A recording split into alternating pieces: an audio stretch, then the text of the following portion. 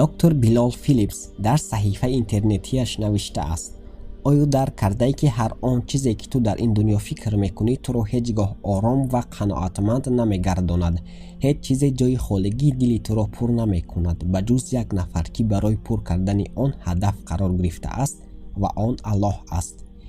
ибни Қайим раҳимаҳуллоҳ мефармояд: оромиш дар ҳолате аст ки шахс худро ба Парвардигораш вогузор мекунад.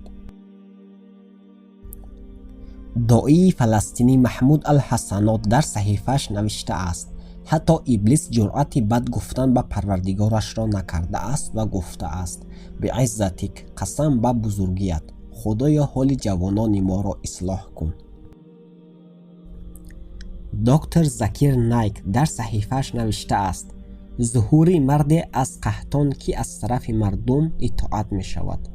дар ҳадиси саҳиҳи Бухорӣ омада аст: абу Ҳурайра разияллоҳу анҳу овардааст ки расули Худо саллаллоҳу алайҳи васаллам фармуд: қиёмат барпо нахоҳад шуд то он даме ки марде аз қабилаи қаҳтон пайдо мешавад ва мардум аз ӯ ҷонибдорӣ мекунад. воизи ислом муфти Менк дар саҳифааш навишта аст: бигзор онҳо чӣ коре хоҳанд бикунанд, агар нияти онҳо бад бошад, мутмаин бош ки ӯ таоло бадие ки ба одамон карда шудааст беҷазо намегузорад. онро ба ӯ таоло вогузор кун ва ба ӯ эътимод кун ки ӯ ба мо нишон медиҳад ҳар вазъиятро чӣ гуна пушти сар намоем.